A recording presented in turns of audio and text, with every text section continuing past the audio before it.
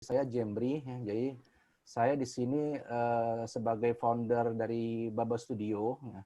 Baba Studio sendiri sih udah berdiri sejak tahun 2000, 2005 ya, 2005, 2003. Ya. Jadi udah 17 tahun, udah lama sekali ya.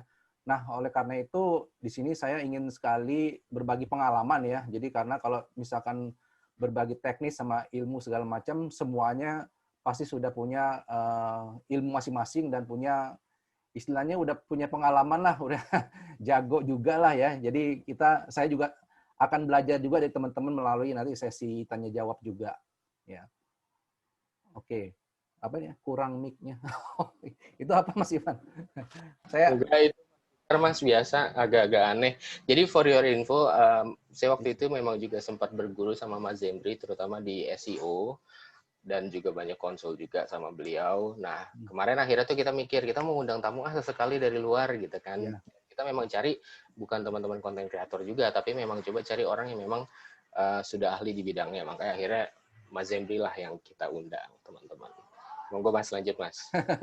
Iya, ya kalau semua bilang ahli mah relatif ya Mas Ivan ya. Jadi teman-teman juga kita nggak bisa ngomong ahli nggak ahli lah, yang penting kita berbagi belajar bersama ya.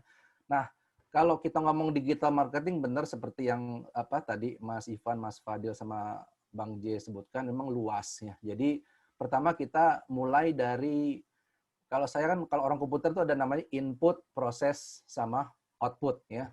Jadi kalau digital marketing itu outputnya tuh kemana sih? Kita pengen tahu juga dong, ya nggak? Nah, jadi yang pertama-tama, level yang pertama itu paling kalau kita mau ngomong digital marketing, ya paling ujung-ujungnya pengen kita dapat duit gitu kan dari produk yang kita jual. Atau kalau misalkan nggak dapat duit, kita pengen follower kita bertambah, ya kan? Nah, dari situ makanya kemudian Instagram, Twitter, Facebook itu cukup, ya. Nah, tapi ada juga yang mau ke next levelnya. Next levelnya apa? Kita mau dapetin data pelanggan, data pengunjung. Ya.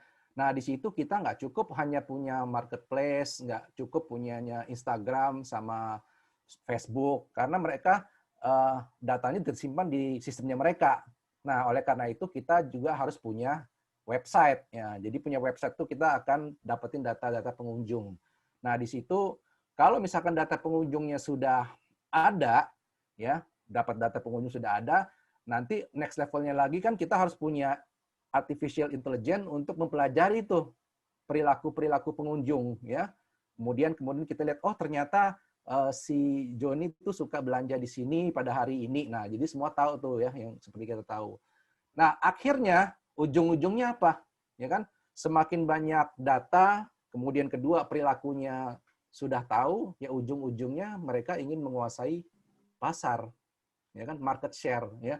Walaupun market share misalkan kita cuma 10% dari pasar Indonesia atau pasar dunia. Nah, ujung-ujungnya itu gitu.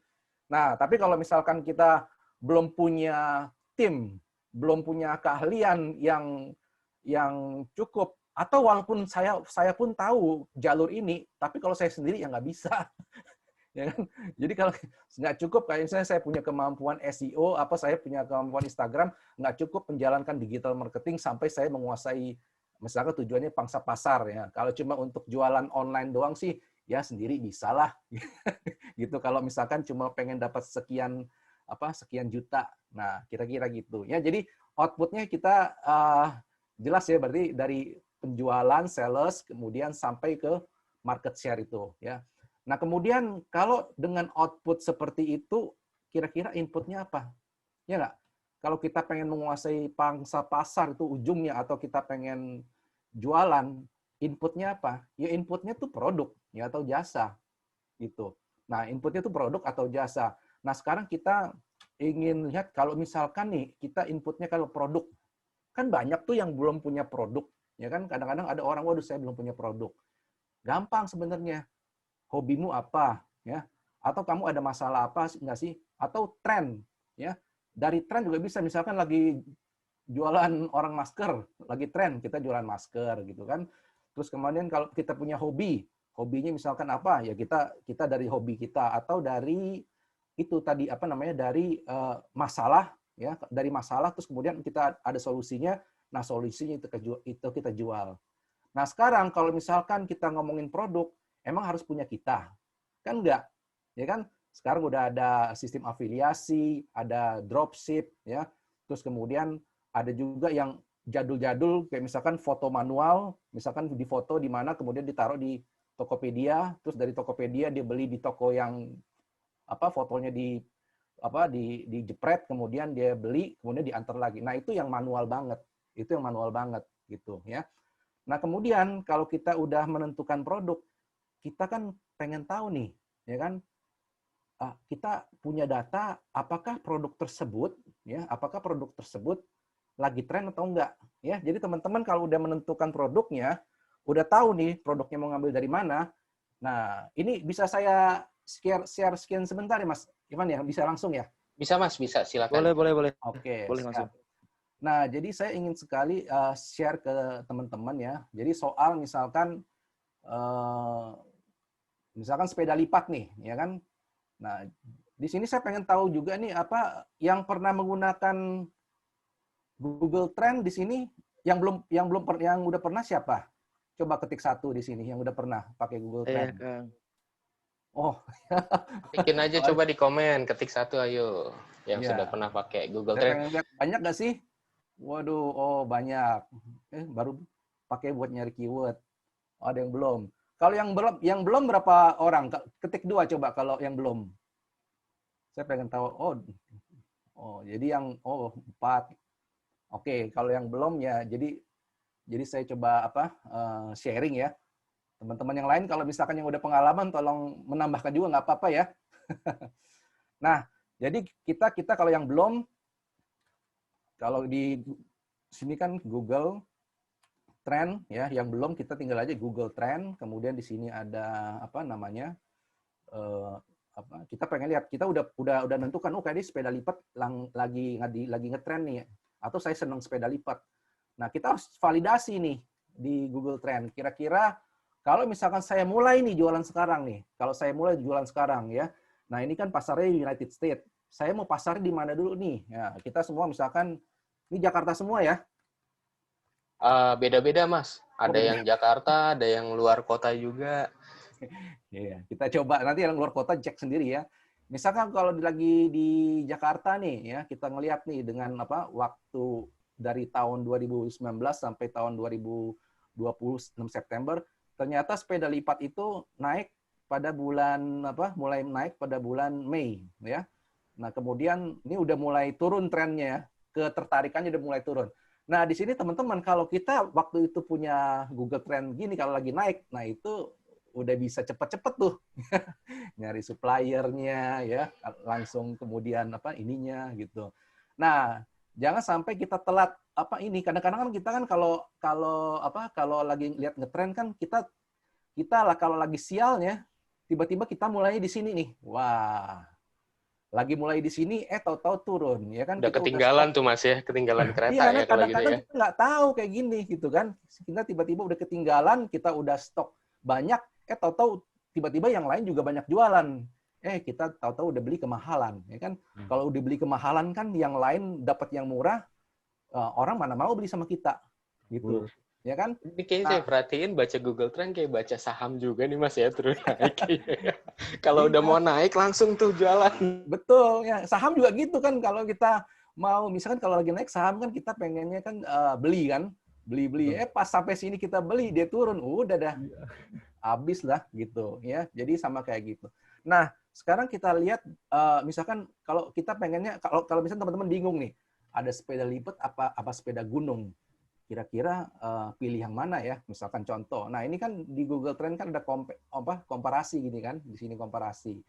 Nah, di sini kita bisa lihat nih, ternyata sepeda gunung memang nggak terlalu banyak dibanding dengan sepeda lipat.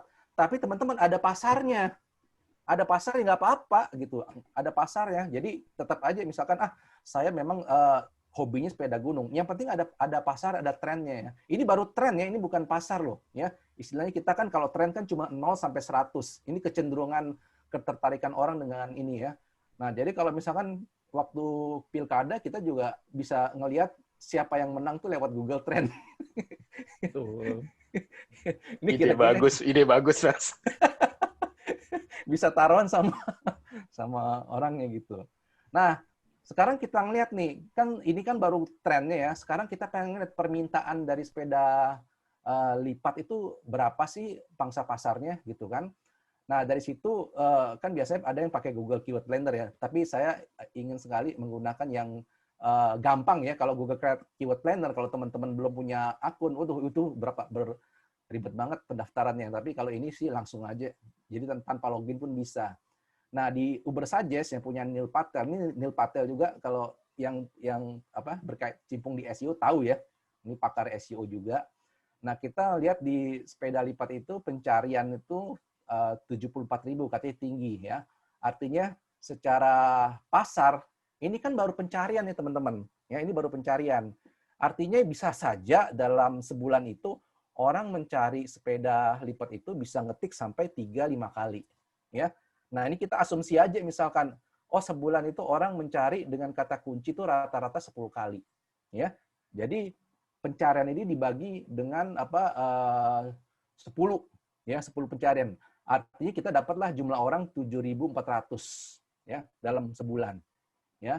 Jadi inilah yang kita langsung ini di Indonesia loh ya, di Indonesia di 7.400. Nah, di sini kalau kita ngelihat ya teman-teman ya.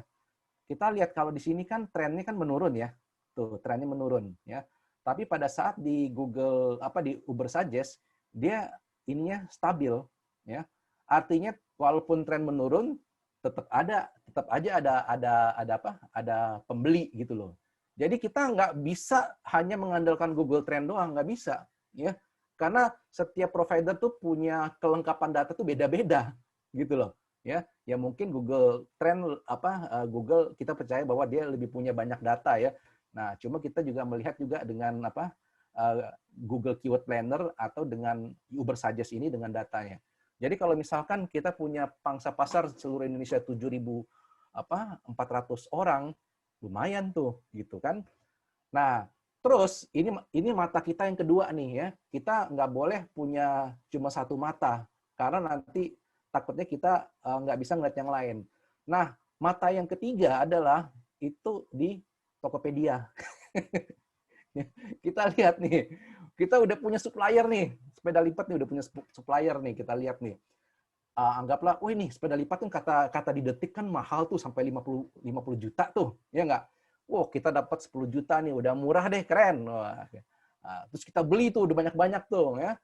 Nah, pas kita mau taruh di Tokopedia, ya, kita lihat nih Tokopedia ya. Ini mana ya? Loh.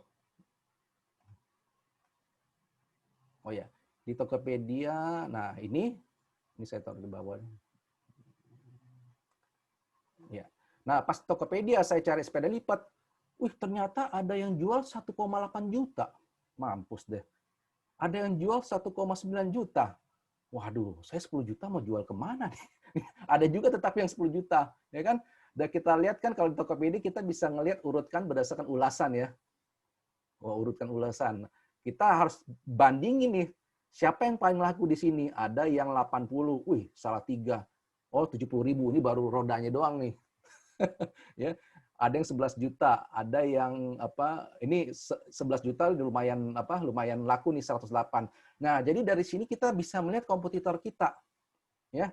Jangan sampai udah beli sepeda lipat 10 juta pas ngeliat kompetitor yang 10 juta nggak ada yang laku ya. Jadi kita bisa ngeliat kompetitor kita tuh di sini ya. Kalau yang suka belanja di Shopee ya silakan lihat di Shopee gitu ya. Nah, menurut statistik sih memang kalau yang Tokopedia lebih banyak cowok, kalau Shopee cewek ya, gitu. Nah, teman-teman bisa ngeliat. Jadi pada saat kita pengen jualan, kita harus ngelihat kompetitor kita, misalkan ini. Ya, ini yang paling laku, katanya ulasannya paling laku ya. Kita punya 10 juta, dia jual 11 juta. Apakah sama mereknya atau enggak? Ya. Nah, dari sini kita bisa ngelihat kemampuan kita. Ya. Nah, bagaimana kita akan menghadapi dia nih? Oh, dia punya foto kayak begini, terus dia punya spek kayak begini, oh ternyata frame-nya chrome steel segala macam. Nah, di sini kita bisa ngelihat review-reviewnya, kita pelajari ya beberapa kompetitor. Nah, jadi kita dari situ kan kita udah punya ketiga nih ya, atau mata ketiga ya dari Trend, Uber Suggest sama Tokopedia. Nah, setelah itu kalau perlu kita harus punya mata yang keempat, yaitu dari orang-orang yang mungkin udah punya pengalaman di apa dijual sepeda lipat ini, ya. Sehingga kita punya gambaran yang utuh, teman-teman, ya. Nah, data itu kan sebenarnya kan cuma fakta gitu kan. Siapa tahu pada saat kita punya 4 mata tersebut, kita bisa ngeliat, oh pada saat kita olah, nah kemampuan kita mengolah itu ya secara secara secara apa namanya itu secara secara umum itu sebenarnya itu disebut juga data analis sebenarnya ya. Cuman kan data analis lebih lebih lebih advance lagi. Cuma kemampuan mengolah data itu sampai menjadi insight apakah ini perlu dilanjutkan atau enggak. Nah, itu adalah data analis sebenarnya gitu. Apakah ini pangsanya ada atau enggak? Nah, semua dilihat gitu. Nah, kira-kira ini tentang apa namanya? Tentang riset produk ya. Oh, dan dari Cianjur ada ini ya. Oke. Nah, terus kemudian kalau kita misalkan ngelihat udah tahu nih ada kompetitor, udah tahu apa tentang produk. Sekarang kita pengen tahu ada pasar, benar-benar ada pasarnya nggak sih? Kan tadi kan dari Uber saja kan ada tuh pembelinya ya. Ada pasarnya nggak sih? Nah, di situ kita bisa ngelihat produk-produk misalkan coba. Kalau misalkan sepeda lipat kan nggak bisa kasih gratis gitu ya. Susah. Kalau misalkan yang cuma berapa puluh ribu, kita bisa kasih gratis atau kita trial, free trial gitu, bisa itu. Sehingga kita bisa ngelihat apakah produk kita tuh diterima oleh pasar atau enggak gitu, ya. Nah, terus kemudian kalau kita pengen iklan di Facebook segala macam, ya kita harus bikin yang namanya tuh customer persona, ya. Teman-teman mungkin tahu juga ya customer persona ya. Jadi kita dari 5 customer, 10 customer atau 100 customer kita review, kita analis sehingga kita bisa membuat customer persona yang tepat. Misalkan yang suka sepeda lipat tuh umur 25 sampai 30, dia hobinya misalkan nonton bola, terus kemudian dia udah berkeluarga, terus kemudian dia hobinya lagi apa. Nah, di situ kita bisa ngeliat kesamaannya. Nah, tujuannya setelah kita tahu customer persona, disitulah kita akan buat iklan sesuai dengan customer persona itu. Disitulah kita akan masukin data tersebut ke big datanya Facebook, ya. Jadi Ini kayak target marketnya ya Mas ya, ya, maksudnya kita tentukan ya dulu ya. itu kerjaan paling membosankan. Bikin customer persona itu. Setuju, setuju. Iya, waduh, benar-benar kita harus ngelihat di Facebook. Jadi kalau misalkan teman-teman ya, ini saya kalau misal salah satunya cara cari apa untuk customer persona bisa saya sharing lagi di sini yang di Facebook nih misalkan ya. Sebentar. Ada nggak yang iklan-iklan itu? Saya cari dulu. Nah, contoh ya, saya share lagi di sini. Nah, misalkan teman-teman nih udah iklan ya, nih teman-teman udah iklan ya, misalkan dari Pak Adi Gunawan, misalkan teman-teman udah iklan atau kalau nggak punya produk, oh saya mau jualan ini nih, misalkan jualan apa nih, jualan hipnotis, nah misalkan ya, jualan hipnotis gitu kan, teman-teman punya kemampuan, saya pengen lihat pangsanya pasarnya Pak Adi itu seperti apa dah, supaya nanti saya pada saat jualan yang sama ya mungkin saya bisa ngelihat nih. Nah, di sini kan ada like, ya, ada komen sama share. Nah, jadi yang harus kita taruh untuk customer persona adalah kalau like mungkin ya cuma fans-fansnya doang gitulah, ya istilahnya dan banyak dan saya jarang ngintip. Nah, terus kemudian saya juga ngintip di komennya. Nah, komennya kita ngeliat nih, apakah komen-komennya bermutu misalkan. Nah, komen-komen yang bisa kita jadikan customer persona itu salah satu datanya adalah misalkan dia nanya harga, ya, nanya diskon, lokasinya di mana, artinya dia udah punya niat. Nah, terus kemudian saya lihat nih, misalkan ini, apa tidak mengadakan, nah ini mungkin pertanyaan lebih sulit, ada workshop lain atau enggak. Nah, kita coba lihat nih si Liz Finawet nih, ya. Kita lihat di sini, terus kemudian orang-orang yang tanya seperti itu, yang punya niat itu, kira-kira kesukaannya apa sih? Nah, di Facebook kan ada tuh, more, kemudian ada likes gitu kan. Oh, mereka tuh ibu-ibu yang suka apa di sini tuh, yang suka kerajinan ya, yang suka ya kerajinan, kemudian ada resep makanan, terus kemudian apalagi tuh. Terus kemudian kita lihat yang dia suka bukunya apa sih atau filmnya apa sih. Oh dia belum ada ya, nggak suka nonton film kali ya. Terus kemudian bukunya apa? Oh, dia nggak suka baca buku. Oke. Nah, dari situ kalau misalnya kita harus lihat polanya nih setelah 10 apa intayan kayak begini, kita lihat nih, oh ternyata rata-rata semuanya nggak suka baca buku, ya kan? Atau rata-rata semuanya suka kerajinan. Nah, pada saat dia suka kerajinan itu, mungkin kita punya produk hipnotis, kita bisa kaitkan dengan dia punya apa hobi, ya kan? Copywriting-nya pun dikaitkan dengan itu, ya kan? Ya apa misalnya kalau belajar hipnotis kita bisa berkarya berkreasi dengan kerajinan tuh dengan lebih apa kita bisa menelurkan ide-ide baru contohnya begitu. Nah tiba-tiba dia suka kerajinan dia baca itu waduh ini penting nih ya kan kayak gitu. Nah terus kemudian kita lihat nih misalkan apa sih si Ibu Lisvina ini ada nggak sih curhatannya apa? Jadi kita kan kadang-kadang orang Indonesia kan suka curhat ya kan kita bisa lihat di timeline mereka gitu kan. Nah curhatan itu adalah copywriting bagi kita. Jadi curhatannya itu dicatat teman-teman, dicatat semua curhatan teman-teman dicatat. Jadi kalau misalkan apa kalian melihat orang curhat, wah itu justru senang kita. Dia apa curhatnya? Ah itu langsung tuh jadi ide untuk copywriting. Benar nggak Mas Itu Ivan? jadi peluru kita ya Mas ya buat jualan ya. Iya itu copywriting. Orang dia udah buka-bukaan kok, ya kan? Istilah dia nggak senang sama apa kan kadang-kadang gitu. Jadi kayak lagi pilkada gitu tuh kan, semua gitu kan. Jadi ada satu satu surat kabar atau yang dari mahasiswa, dia bikin satu satu website yang jelekin pasangan A. Dia bikin satu website jelek-jelekin pasangan B. Itu punya dia dua-duanya. Dan itu kan laku kan. Ya, Gitu. betul-betul Mas. Oh, kayak kenal yang begitu ya. Siapa tuh yang suka di sini tuh?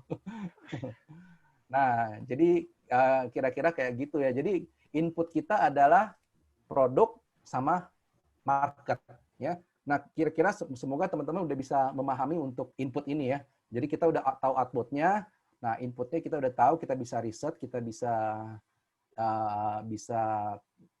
inilah nggak kayak dulu ya tebak-tebak bola manggis. Sekarang udah ada datanya gitu. Nah, dari riset dari input output kita prosesnya seperti apa ya. Nah, teman-teman proses ini silakan bisa dilihat di Instagram saya ya yang untuk menghadapi pasar yang kacau. Ya. Menghadapi pasar yang kacau. Nah, ini di Instagram saya ada apa namanya? Ada karuselnya. Nah, ini juga saya ngambil dari formulanya orang lain ya, tapi tentu tetap kita harus walaupun modelnya punya orang lain, tetap kita harus apa namanya itu kita harus paham ya. Misalkan apa yang bisa diambil ada apa yang enggak gitu ya. Karena siapapun bisa membuat model ya, bisa dikurangin, bisa ditambahin, jangan bingung. Tapi yang penting saya akan coba untuk mengerucutkan lagi intinya ya. Nah, di sini. Nah, di sini model-model yang ini disebut hourglass model ya. Jadi kita bisa ngelihat tentang customer journey itu di sini ya. Nah, customer journey itu bisa kita lihat ada yang namanya itu awareness ya, paling atas. Awareness itu artinya targetnya yang penting dilirik ya. Awareness. Jadi ini kita nggak beriklan nih ya. Kita misalkan coba pakai konten-konten edukasi yang penting dilirik atau pakai gambar-gambar yang menarik lah ya. Ya, dilirik ya. Nah, kalau udah dilirik perjalanannya misalkan wih, keren nih gambarnya kan gitu kan. Ih, keren nih videonya. Nah, baru kemudian dia masuk ke yang namanya itu consideration. Itu yang penting dia tertarik tuh. Nah, pada saat dia tertarik di consideration ini, nah di situ kan pada saat postingan Instagram kita pasti ada benefit kan? Ya kayak misalkan siapa tuh yang desain di seminar ini ya mungkin dia tertarik sama wih keren banget desainnya cie gitu kan keren banget ya desainnya tuh ya kan mungkin karena desainnya bagus gitu kan pada kesini gitu kan nah terus ngeliat desainnya bagus kemudian dia melihat oh topiknya apa sih manfaatnya itu consideration. Nah dari situ kalau misalkan si customer itu tertarik barulah terjadi conversion ya. dia daftar di seminar ini gitu ya. Kalau nggak tertarik dia nggak akan konversi ya. Nanti setelah konversi ada loyalty. Kan istilahnya kan ini berjalan terus nih setiap minggu, bener ya? Yeah. Siapa yang di sini 4 kali berturut-turut, 5 kali berturut-turut hadir? Ayo. Saya Waduh, Mas Iwan. Ada nggak nih ya? Kalau coba ada, ketikin di komen. ya kalau ada, Ikutan juga. berarti udah loyalty-nya udah terbentuk nih, ya. Walaupun 1 orang, 2 orang udah terbentuk ya, karena konsisten. Acara ini konsisten gitu ya. Nah, terus dari loyalty ya kan karena dia udah cinta banget sama acara gini, apalagi begundal-begundalnya ganteng-ganteng, enak-enak gitu kan. Wah, pokoknya fans abis deh gitu kan. Dia masuklah ke advocacy. Ya. Pokoknya tuh kalau Kang Ivan, Kang Bang J sama Mas Fadli itu nomor 1 lah di dunia gitu. Kalau itu udah fanatik banget tuh. Udah advocacy itu. Ya, pokoknya kalau ada yang menghina Mas Ivan atau Bang J atau Fadli, gua hajar. Nah, itu customer-nya udah sampai ke situ tuh. Ya. Nah, Kalau bagian advokasi itu Bang J, Mas. Dia yang terima curhat. Iya, iya, ya. Nah, di situ kita nggak usah bayar ya tuh apa? Customer-nya nggak usah bayar, dia promosiin kita gratis gitu kan? Viral-viral. Nah, inilah perjalanan dari digital marketing prosesnya ya, dari awareness ke advocacy gitu. Nah, disinilah yang susah itu di loyalty nanti ya, di loyalty ya. Tapi ini juga susah sih gitu.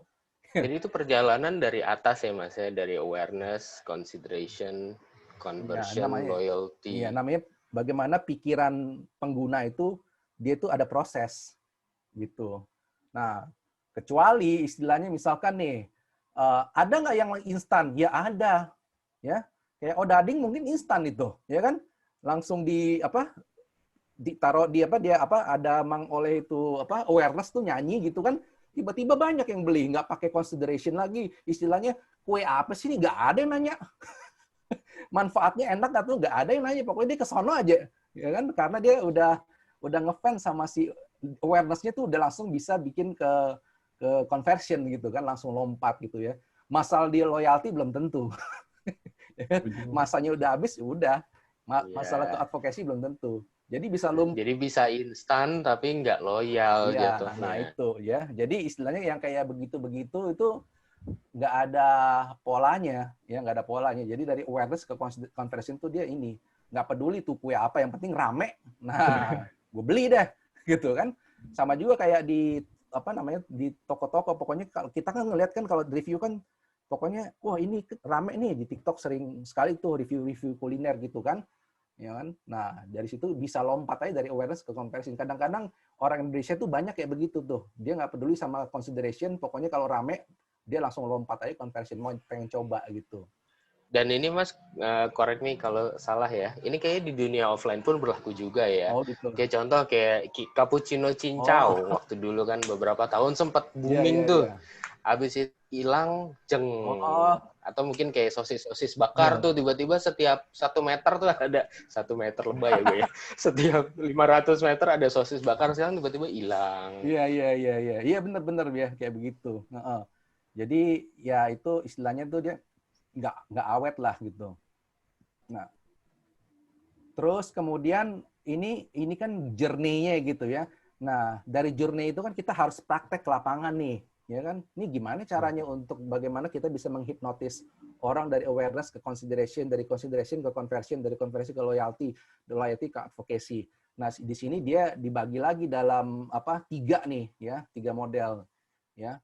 Nah, 3 model kayak begini itu, ya. Jadi ada yang disebut tofu, mofu, bofu. Nah, itu implementasinya kayak begitu. Ya kalau orang barat mah banyak banget tuh bikin model, ya. Gitu. Nah, tapi ini model yang paling bagus aja sih yang saya lihat ya, grafiknya gitu kan. Nah, terus kemudian kalau yang tofu ini di atas ini ya, yang top of funnel itu mendatangkan customer. Yang penting bagaimana mendatangkan impression, kalau di Instagram kan paling semakin banyak dilihat semakin banyak, itu keberhasilan pertama tuh ya. Bagaimana kita mendapatkan traffic kalau di website ya, itu keberhasilan pertama. Pokoknya rame dulu dah gitu kan. Masalah dia nggak beli itu urusan nanti. Nah, itu tofu gitu ya. Makanya kadang-kadang kalau yang benar tofunya itu harus berkualitas, ya kan? Kalau misalkan beli follower atau beli traffic, ya bisa juga ya. Tapi jangan harap itu ada hubungannya dengan conversion ya. Kalau untuk pencitraan oke, teman-teman. Kalau untuk pencitraan oke. Ya, tapi kalau untuk dia nanti ke mana, ke loyalty sama itu belum tentu ya. Untuk pencitraan awal oke gitu. Jadi terus kemudian masuklah ke MOVU-nya ya. Masuk ke MOVU-nya, dia itu bagaimana bikin orang tertarik ya, merayu. Dia kan udah datang nih ke website kita, udah datang ke Instagram. Bagaimana supaya kita rayu tuh si calon customer gitu kan. Nah, baru setelah itu ke BOFU nih, bagaimana kita membina hubungan baik nih. Nah, di sini kita pada saat dia udah tertarik, terus kemudian ini naksir gitu kan, udah jadian ya.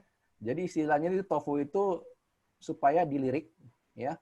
MOVU itu ngerayu, BOFU jadian gitu ya. Kalau yang belum punya ini bisa tuh pakai TOFU MOVU. Iya loh. Jadi kalau misalkan teman-teman yang belum dapat target cewek atau cowok gitu kan, yang penting dilirik dulu deh, jangan jadian dulu. Kalau dilirik aja nggak pernah, gimana mau jadian gitu kan? Masa Oh, langsung Bang J, dengerin Bang J. Kampret.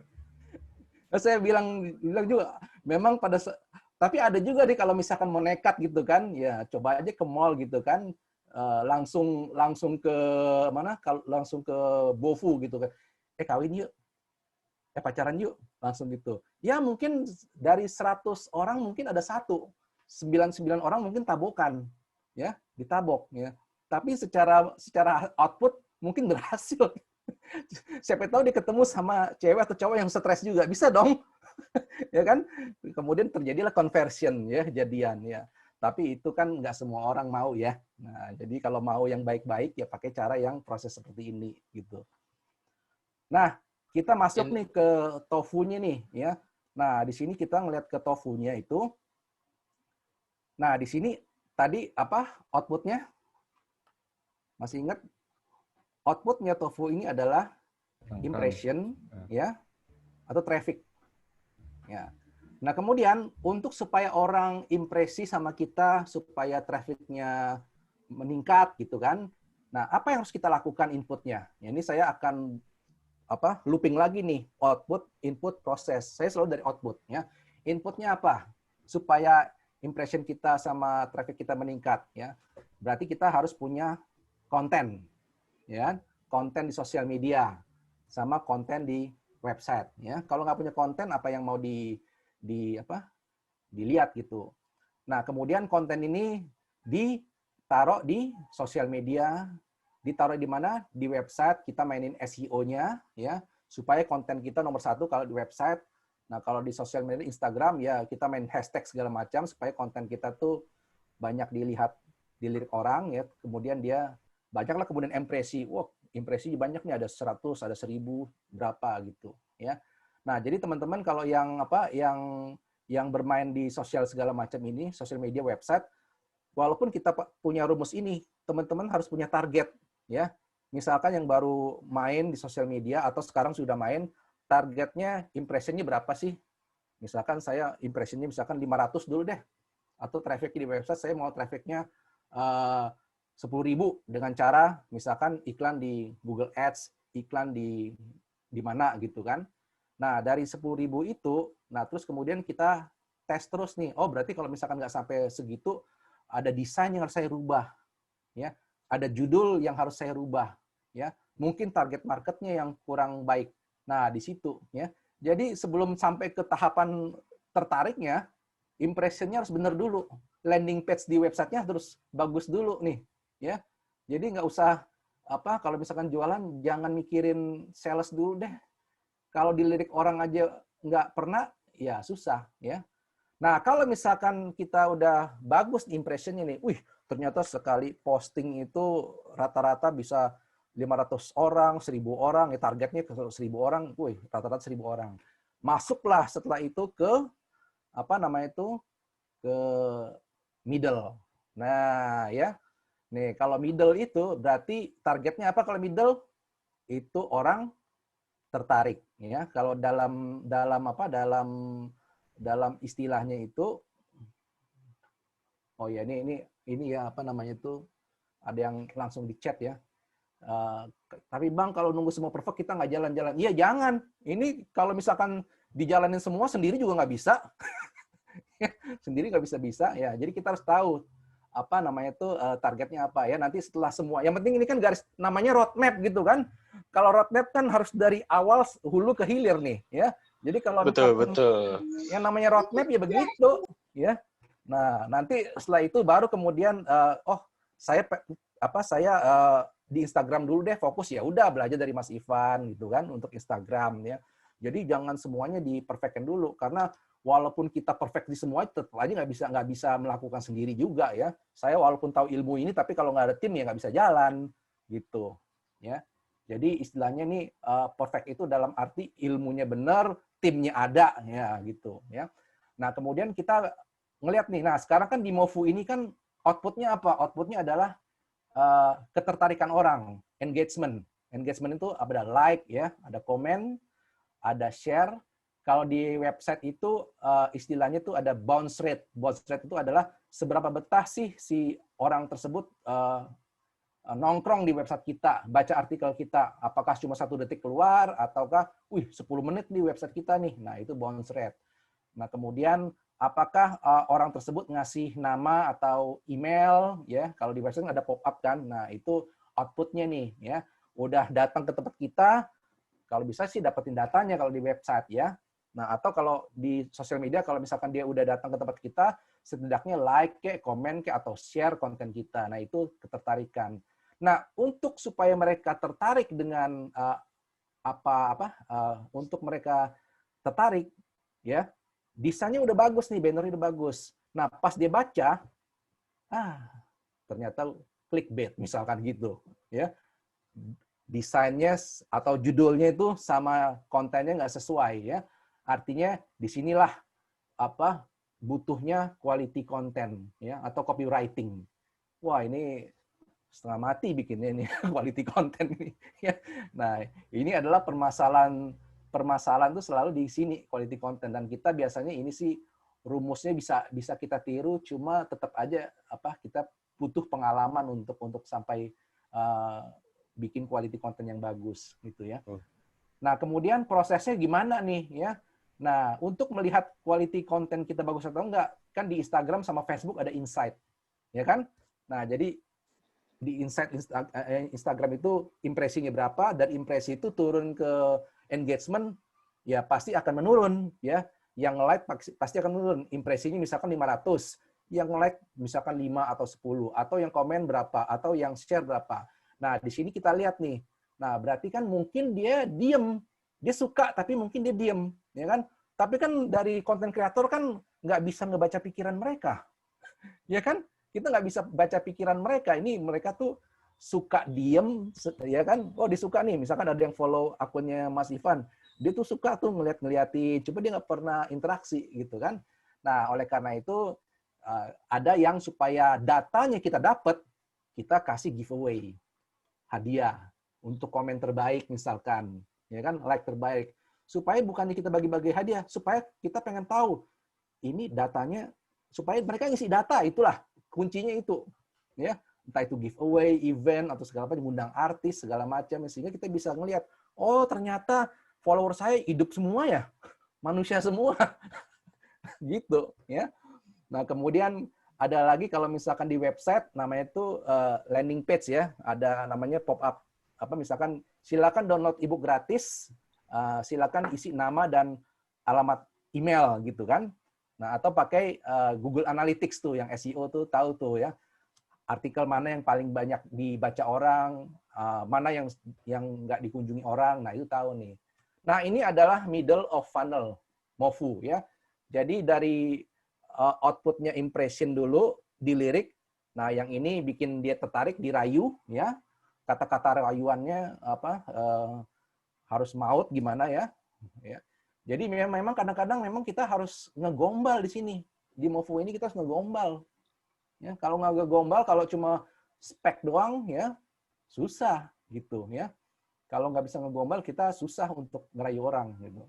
Walaupun misalkan spek kita bagus ya.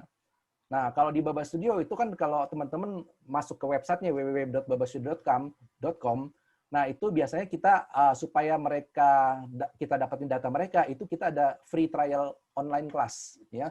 Jadi biar saya bisa langsung kasih lihat ya untuk prakteknya. Nah, di sini ya. Ini yang dimaksud dengan lead magnet ya Mas ya, betul ya Mas? Oh iya, istilahnya bermacam-macam Mas Ivan. Itu bahasa kerennya lah ya. Iya, kita juga kalau dari praktisi marketing kita ciptain bahasa sendiri juga bisa lah. Misalkan Ivan Magnet nih. Wah, saya suka tuh Mas. Begundal magnet. Iya, begundal magnet gitu kan.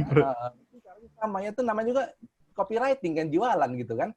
Nah, di sini kita di sini di halaman beranda tuh kita nggak jualan ya. Kita kayak semacam kita kursus online yang kita kita tonjolkan karena kenapa? Karena pandemi ya. Ada diskon 50% gitu. Kemudian kalau memang tertarik nih minta kupon diskon, kemudian bisa di WA atau enggak gitu kan. Nah, terus kemudian masuk lagi ini kita awareness dulu nih, kita nggak jualan ya kan. Kita siapa, terus kemudian prestasi muridnya seperti apa. Jadi ini kayak semacam awareness. Ya kan? Awareness tempat kursusnya seperti apa, pilihan paketnya seperti apa. Dia udah lihat, udah suka segala macam. Tapi kalau misalkan mereka udah ngunjungin Baba Studio, pokoknya kita harus dapetin datanya. Ya kan? Nah, caranya gini. Ikuti trial kursus online, dapatkan kupon diskon 5%. Nah, kemudian dia isilah nama, email, HP, trialnya mau materi apa, ya. Nah, disitulah kita dapetin datanya, dan sales kita yang offline, ya kita harus udah latih. Langsung, nggak sampai 1 menit dia ngisi data di telepon atau di WA. Ya kan? Nah, itu akan membuat perasaan, wih, ternyata beneran ada orangnya di Baba Studio. Ya kan? Kadang-kadang kan kita udah ini kan, oh nggak ada orangnya deh gitu kan. Nah dari situ barulah rayon-rayon muat dari sales kita tuh keluar gitu kan. Kita misalkan kalau bisa nanti setelah dapetin datanya kita undang kalau misalkan dulu sebelum pandemi kan kita kan undang ya, kita kasih minum, kita segala macam. Pokoknya ramah lah ya. Jadi keramahan, kemudian kita kasih lihat ininya materi-materi kelebihan-kelebihannya. Nah di situ. Nah, itu kira-kira untuk aplikasinya kalau di ini ya. Nah, kita sekarang masuk ke berikutnya ya. Ke berikutnya itu, level berikutnya adalah setelah Mofu adalah Bofu, sorry. Yang ke bawahnya itu ya. Bofu ini kita udah dapetin datanya ya. Lead-nya udah kita dapetin ya. Nah, dari sini dia akan masuk sebentar lagi ke sales, ke conversion. Ya. Nah, tadi misalkan kalau di Baba Studio itu, kalau misalkan dia udah di chat, udah dapat datanya, dan kemudian udah datang. Kalau udah datang ke Baba Studio, itu tuh berarti kan orang udah minat. Pasti, kalau orang nggak tertarik tuh nggak akan datang. Ya. Kalau dia sampai nggak jadi, nggak deal, ya kan, salesnya kita ngomelin. Itu udah ada niat sebenarnya, cuma karena mungkin salesnya judes atau produk knowledge-nya kurang, ya kan? Atau dia istilahnya nanti ya nanya atasan dulu, wah itu nggak bisa itu, ya. Dia pokoknya kalau dia udah ketemu di Baba Studio, sales itulah dia ngeliat salesnya, ya. Kayak misalkan keramahannya gimana. Kalau di online, kalau misalkan sekarang kan masa pandemi nggak mungkin ada rayon-rayon maut yang gimana kan. Nah, tapi kalau di online keramahannya gimana kan biasa panggil kakak, seneng kita dipanggil kakak ya. Nah, kayak gitu kan. Bunda cantik ya kan gitu kan. Nah, jadi keramahan ini dan kemudian kecepatan respon juga penting ya. Pengetahuan produk ya, asal ditanya apa pokoknya tahu deh ya. Jujur ya, artinya apa? Barang yang dikirim dilihat sama yang dikirim itu sama ya. Nah, kemudian di sini kita bisa menggunakan yang namanya tuh untuk membina hubungan tuh namanya tuh email marketing ya. Kalau misalkan teman-teman bisa pakai yang Mailchimp ya. Mailchimp itu gratis tuh selama 2000 prospek, 2000 orang gratis tuh ya. Silakan ditampilkan di websitenya. Nah, nanti kalau misalkan teman-teman mau ngambil data orang, yaitu nanti pop-up-nya misalkan ada e-book gratis atau seminar gratis ya kan. Nah, itu baru kemudian masuk ke Mailchimp, database Mailchimp yang akan nyimpen ya. Nah, di Mailchimp ini teman-teman bisa bikin tuh email follow up. Misalkan setelah 3 hari setelah dia daftar, ada email follow up. Misalkan terima kasih, misalkan Joni sudah mendaftar, gimana kita ada produk ini nih ya. Setelah itu di hari ke-5 datang lagi email berikutnya. Nah, di hari ke-6 kalau dia masih belum join doang dikasih diskon. Gitu. Ya, dikasih diskon. Nah, terus kemudian kalau misalkan di Baba Studio kita kasih misalkan ada free seminar, penyaluran kerja, kekeluargaan. Nah, di situ akan membangun loyalty mereka, ya. Jadi walaupun mereka sudah tidak di Baba Studio, kita tetap kalau ada free seminar kita undang, ya. Terus kemudian ya kekeluargaan kayak begitulah.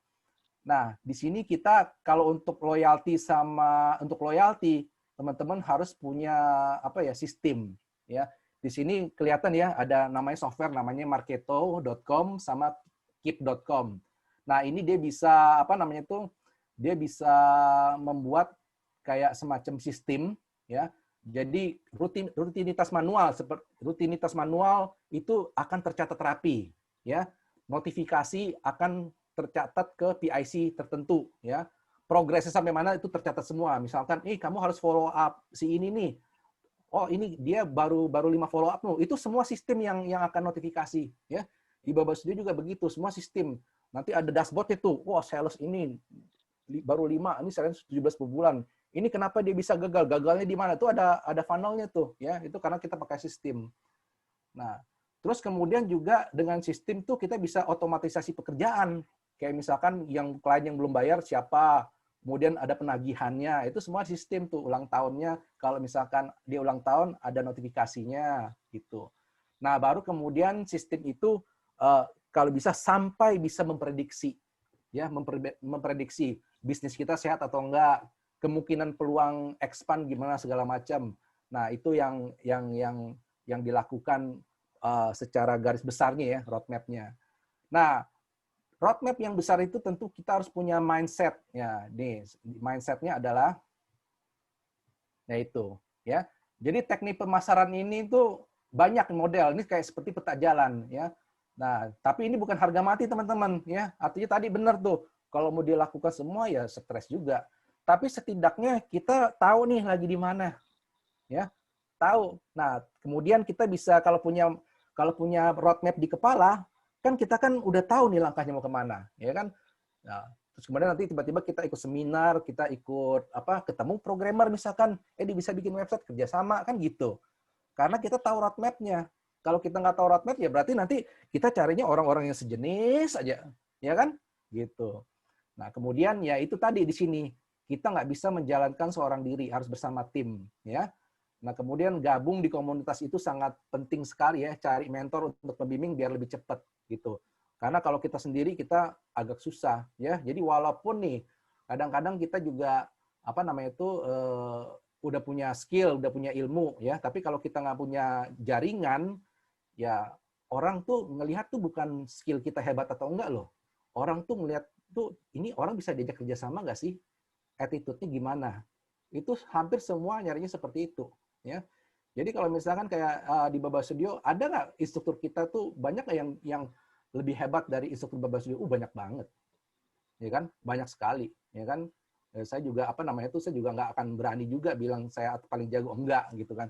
Cuma karena mungkin saya juga akan lebih lama gitu kan dan kenal ya, makanya kenapa sampai sekarang kita masih dipercaya di kementerian-kementerian, lembaga ya, karena mereka melihat konsistensi kita, melihat ya kita juga jujur gitu, kita nggak main yang aneh-aneh di situ ya. Nah, disinilah kita bisa ya survive lah gitu. Nah, disinilah investasikan waktu 1-2 jam sehari pada saat yang sama ya. Makanya saya juga salut sama Mas Ivan tuh, dia bikin karusel bagus-bagus. Saya tahu tuh susahnya nah ampun. Saya pengen konsisten kayak dia juga nggak bisa. Gitu. Ya, jadi kalau mau kita bikin kebiasaan, biasanya tuh kita harus pilih jamnya nih. Kalau saya, misalkan saya pengen punya kebiasaan baru, pokoknya jam 8 saya harus melakukan ini di tempat yang ini gitu. Kalau perlu pakai bajunya ini. Gitu. Jadi kayak gitu untuk melatih kebiasaan karena pikiran itu ya begitu ya, suka menunda, suka nyari-nyari alasan kebenaran gitu.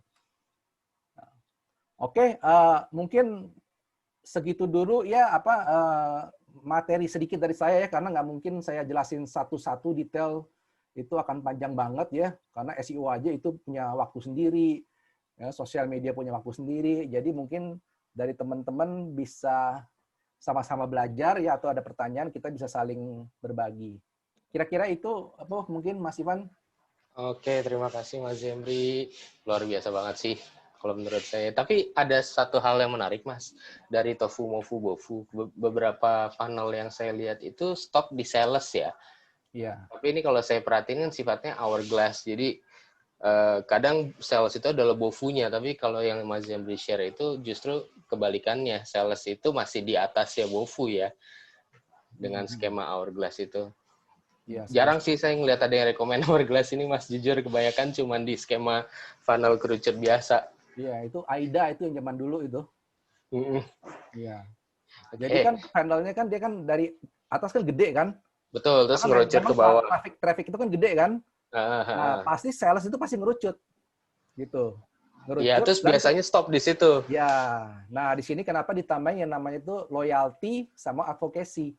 Nah, di situ orang tuh word of mouth-nya tinggi.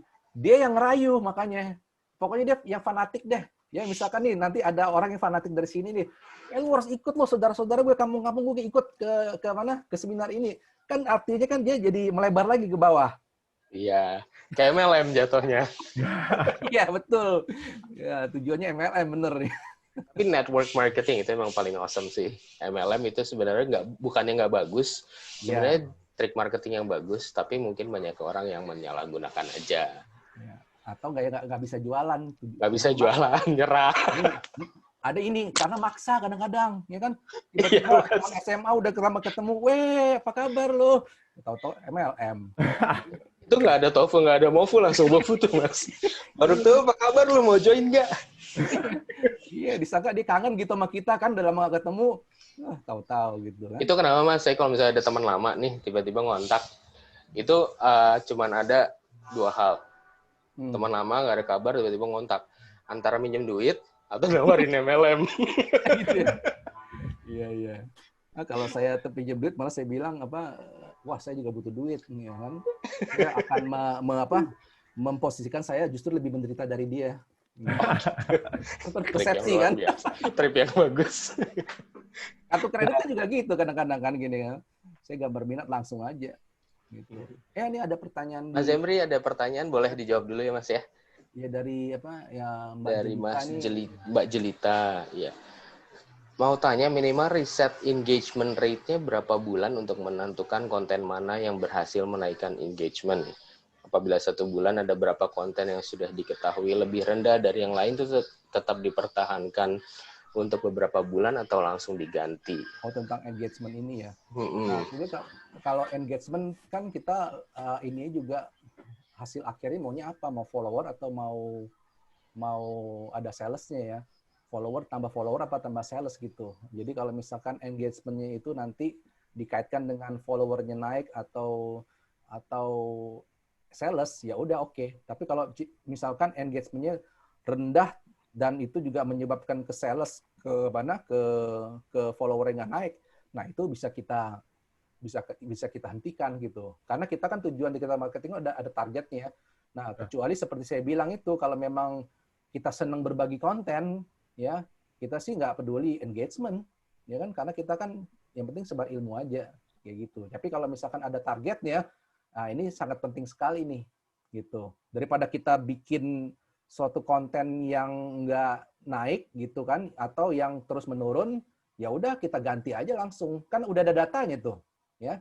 Jadi ini pun nggak ada polanya Jelita, ya. Kalau misalkan kita harus berapa bulan, harus sehari atau kadang-kadang kalau misalkan kita bilang kita udah pengalaman misalkan sehari aja biasanya kalau nggak bagus di down kok ya. Tapi kalau orang yang belajar ya tentu beda lagi ya dengan orang yang sudah pengalaman gitu. Kalau udah pengalaman mah, kalau engagement udah nggak bagus mah ganti langsung desain, ganti copywriting semua gitu. Karena dia nggak mau buang waktu gitu. Ya, kira-kira itu ya Betul, Mbak. Mas. Kadang kalau udah pengalaman belum naik juga udah nggak jadi naikin. Udah kelar pas mau upload nih kayak nggak bener nih kan. Iya. Nah kalau yang baru Itu belajar galau itu. nggak boleh berpikir kayak gitu. Yang belum belajar mah yang penting konsisten dulu. Habit dulu itu nomor satu ya, kebiasaan dulu, mau jelek mau nggak ada engagement segala macam ya, gimana mau engagement, kebiasaannya aja belum kebentuk ya kan ya. Kalau habitnya udah kebentuk kayak Mas Ivan tuh setiap minggu konten karuselnya udah jalan, baru tuh mikirin kayak gini Amin. ya. Ini Kalau teman-teman baru juga belajar mah kita nggak usah mikirin engagement dulu yang teman-teman terlalu juga banyak gimana yang rajin nih, Mas. ya gitu. Nah, Terus itu ya habit yang bagus. Lanjut nih, Mas. oh ya Kalau so, produk yang tiba-tiba viral kan biasanya memang cepat redup lagi dari Mbak Stefani ya. Kalau iya. misalnya kita sebagai pencetus pertama produk tersebut, gimana cara mempertahankan penjualan supaya tetap bertahan? Karena kemungkinan peniru ide juga pasti akan langsung bermunculan di mana-mana kan. Oh iya pasti itu. Nah makanya kenapa ada ilmu yang namanya itu apa namanya itu cross selling, upselling sama downselling, ya kan? Jadi jangan jangan cuma punya satu produk yang bisa ditiru, ya jangan, ya kan? Kita harus punya yang misalkan kita pakai ilmu namanya kan cross selling. Cross selling itu adalah kalau misalkan kita mau apa jualan mic nih, kita juga jual apa namanya itu sarungnya.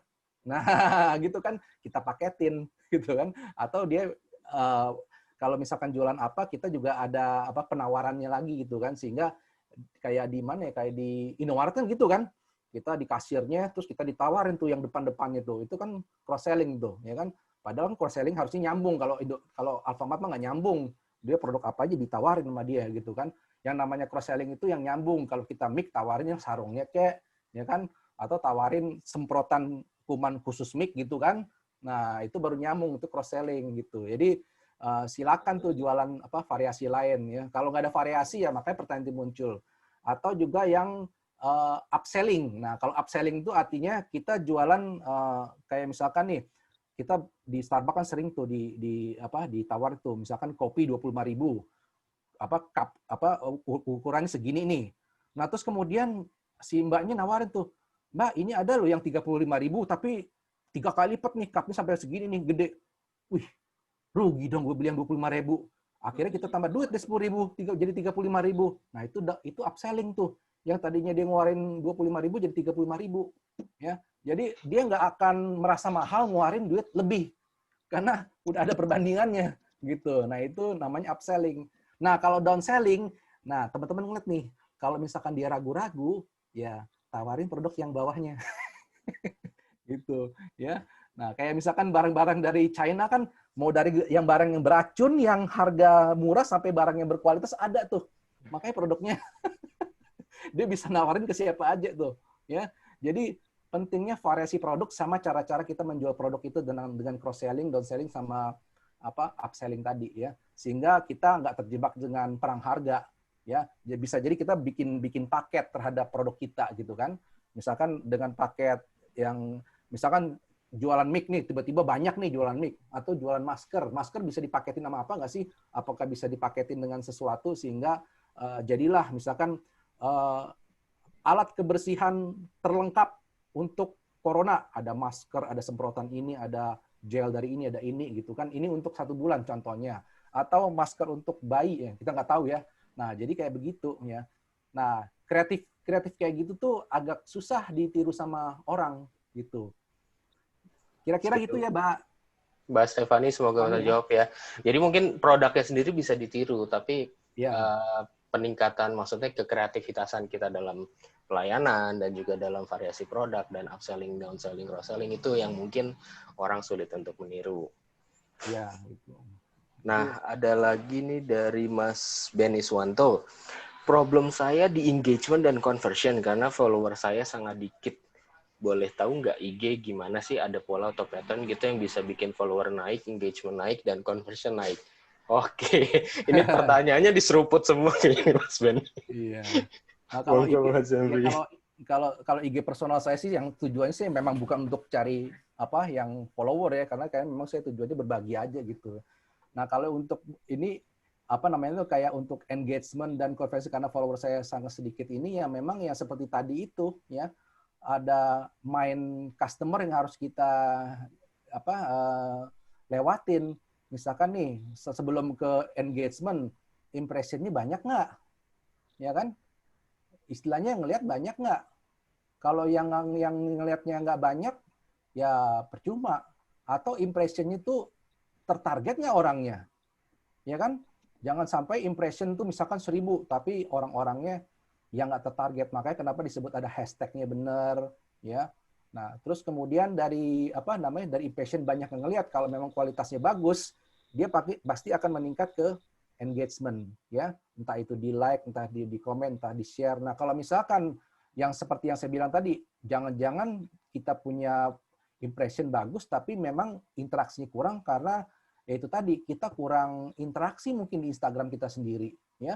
Jadi mungkin kita juga harus ajak, kadang-kadang kita pancing dengan teman-teman kita, lu komen dong biar banyak. Nah, kita bisa tuh dari grup ini kalau misalkan siapapun yang komen, nah itu kita saling komen tuh sehingga algoritma Instagram bisa ngelihat, wah ini rame nih. Itu kepancing juga ya, sehingga nanti kemudian apa namanya itu kadang-kadang memang perlu kayak begituan gitu loh, yang kayak begituan. Makanya kenapa kita perlu komunitas kan itu kan, bagaimana kita bisa menaikkan satu sama lain. Kalau kita sendiri ya susah, masa komennya semua kita doang, nanti siang waduh ini orang nggak ada kerjaan nih, ya kan? Yang komen misalkan udah 10 tuh di postingan kita doang, terus orang ngelihat juga males gitu kan. Nah jadi itu yang terjadi. Jadi kita memang perlu ada rekayasa kadang-kadang, ya. Makanya kenapa kita perlu temen tuh itu. Gitu. Nah, jadi kira-kira yang penting impression-nya dulu, kemudian engagement-nya nanti ya itu tadi kalau memang belum ada yang komen segala macam ya kita dulu aja sendiri. Nah, ini tentu pasti teman-teman yang lain yang Instagram yang followernya lebih banyak dan ini pasti bisa jawab dan bisa menambahkan di sini ya. Ya, silakan. Nanti kita baca dulu deh semuanya ya. Dari Alsopedia nih untuk funneling tadi saya yang ketangkep itu pakai landing page, salah satu itu kan ada yang kasih proof. Nah iya kalau funneling itu kalau memang tujuannya website ya landing page pasti ada testimoni ya. Nah teman-teman bisa lihat video saya tentang landing page ada tuh di Instagram atau di YouTube saya ya. Jadi ada langkah-langkah juga apa yang harus ditaruh di landing page itu ya. Jadi bisa lihat di video YouTube-nya. Untuk bisnis baru, apa ada catatan tertentu terkait pengganti proof? Nah, kalau bisnis baru, teman-teman aja sama keluarga yang jadi testimoni, kan boleh. Ya kan? Jadi nggak harus, itu kan bener. Asal produknya enak ya. Jangan sampai nggak enak, nanti pada saat dia ini nggak beli lagi. Ya kalau enak mah kasih. Makanya kenapa kita bisnis itu memang harus direkayasa untuk naikin apa namanya itu ini di awal-awalnya. Ya, makanya pencitraan itu sangat penting. Ya. Gitu. Harus ada rekayasa dikit. Fotografi juga begitu, ya. Kalau teman-teman kalau suka fotografi, ya kan, itu kalau penonton, lu jangan di sini. Nah, itu kan rekayasa, ya kan, supaya hasilnya bagus. Nah, kalau foto spontan mah, aduh, ntar tiba-tiba ada orang di tengah, ntar ada orang yang polanya nggak bagus, gitu kan. Nah, jadi seperti itu juga bisnis, ya, harus ada rekayasa sehingga persepsi orang terhadap akun Instagram kita, bisnis kita bagus, gitu. Nah, kemudian gimana kalau produknya itu executive search untuk di SEO-nya? Produknya itu executive search, apa ya maksudnya? Mungkin Mas Eka-nya boleh diperjelas lagi. Open mic aja silakan, nggak apa-apa. Mas Zemri, sebelumnya saya mau nanya, kan kita waktu itu ngobrolnya sejam nih sharingnya, cuman kayak pertanyaannya masih ada. Nggak apa-apa mau lanjut atau gimana, Mas? Iya, nggak apa-apa. Nggak apa-apa, saya tadi Oke. udah tidur lumayan lama juga. Siap-siap, thank you Mas ya. Oke. Ayo Mas Eka, silakan. Boleh diketik lagi atau open mic. Oh iya, kita jawab yang... Mas Eka kalau ngomong lagi di mute tuh, kalau misalnya mau coba ngomong. Aku saya jawab yang itu ya dari Mbak Mutia. Boleh dulu. dari Mbak Mutia dulu deh. Timing yang tepat untuk mengirim email direct marketing, ya ada juga. Jadi kalau misalkan kalau misalkan dia langsung daftar, paling langsung diucapkan terima kasih. Nah kemudian biasanya hari kedua atau ketiga untuk misalkan gimana, apakah sudah baca produk saya atau belum gitu kan. Misalkan kalau misalkan ada kurang pertanyaan, silakan hubungi kontak WA, chat. Jadi kayak semacam perlu bantuan atau enggak di hari kedua, hari ketiga gitu kan. Nah, mungkin setelah itu hari kelima gitu kan, ditanya lagi gitu. Nah, di sini kita ada loh yang lagi produk diskon atau apa, tawarin. Jadi bukan sesuatu yang maksa, tapi kasih yang benefitnya. Nih, ya mumpung nih kita tinggal 2 produknya, ya kayak gitulah. Tinggal 2 produknya, kalau misalkan Anda berminat nih silakan kayak gitu. Nah, setelah biasanya 3 kali ya maksimal 4 kali, tunggu tuh udah. Setelah itu tunggu 2 minggu, tunggu sebulan. Nah, nanti ada penawaran lagi silakan gitu ya. Nah, atau biasanya kalau undang datang ke tempat sih akan lebih bagus kalau misalkan offline ya. Tapi kalau online ya mau nggak mau ya itu tadi bagaimana supaya dia tuh bisa tergerak untuk ya setidaknya telepon lah. Kalau misalkan ada diskon, dia telepon akan lebih bagus lagi gitu. Ya jadi email follow up-nya seperti itu ya. Tujuannya email follow up itu supaya apa? Dia tuh bisa interaksi sama kita, dia tuh bisa nyolek kita lah, ya kan? Oh, terima kasih Mbak, ini udah habis belum diskonnya kan kayak gitu-gitu. Tujuannya tuh mereka interaksi sama kita. Kalau mereka udah interaksi sama kita, email balik ke kita, telepon kita, WA kita, wah itu udah kena deh pokoknya deh, ya. Kalau udah kena, nah si salesnya tuh harus jago. Makanya kenapa sales itu harus dilatih. Kata-katanya apa, kalau misalkan dia keberatan ini jawabnya apa, pengetahuan produknya gimana. Kalau misalkan dia nggak jago, udah lepas lagi, ya. Kalau dia udah mulai kontak kita itu udah niatnya udah bagus gitu. Kemudian dari Decoy Price ya dari base. Kemudian dari Prabowo Hardi, saya punya website sudah di page 1, terus karena saya ganti dari WordPress ke Joomla, SEO turun. Sekarang saya ganti WP lagi, apakah SEO-nya harus mulai dari awal lagi? Waduh, ini dari ranking 1 ganti ke WordPress, ya ini mungkin link-linknya hilang semua itu. Itu kalau misalkan nih, saya di babasstudio.com, kursus internet marketing kan, misalkan linknya udah bagus gitu kan. Nah, link-linknya itu walaupun kita ganti website tuh jangan dihilangin. Ya, kalau dia tuh Mas Fadi tuh lebih tahu mungkin gitu kan. Jadi kalau ganti website, link-linknya itu yang bagus-bagus jangan dihilangin, harus dipertahanin gitu. Ya kan? Jadi kita kalau sama juga di Babas 7, kalau misalkan websitenya udah nomor 1, kita nggak mau linknya itu dimatiin gitu ya. Jadi kalau kayak begitu ya tentu harus dari awal lagi. Gitu. Betul, Mas. Betul ya Mas Fadli ya? Betul, benar banget itu mah. Iya. Nah, kecuali kan kalau misalnya dia ganti websitenya nggak ganti platform juga gitu. Kalau WordPress ya WordPress gitu, cuma ganti tema doang gitu. Tapi kalau misalnya ganti platform dari misalnya CMS-nya WordPress ganti ke Magento, wah itu mah bahaya, hilang biasanya. Mendingan beli domain baru, yang domain yang lama tinggal link aja ke situ. Redirect ya Mas ya? Bukan redirect, kayak semacam kasih pemberitahuan aja. Semua link-link yang nomor 1 ditujukan ke yang baru aja semuanya. Iya, jadi kayak gitu. Terus kemudian di sini cara ningkatin SEO website gimana ya? Wah, ini ada on page sama off page ini. Nanti mungkin Mas Fadli bukannya kemarin udah ini seminar nggak datang ya? Baru dasar doang, Mas. Nggak ngejelasin detail sih. Kang Fadil belum diupload ke YouTube. Nanti mungkin Mbak Anissa ke minggu lalu kan kita ngobrolin masalah SEO. Nanti kita upload di YouTube. Cuman bahasnya baru dasar aja, Mas. Cuman pengertian doang, belum secara detail. Karena kalau detail banyak waktunya nggak cukup. Iya. Jadi on page sama off page. Jadi intinya gini kalau SEO nih Anissa. Jadi itu saya ada KTP ilmu itu. K itu adalah konten ya.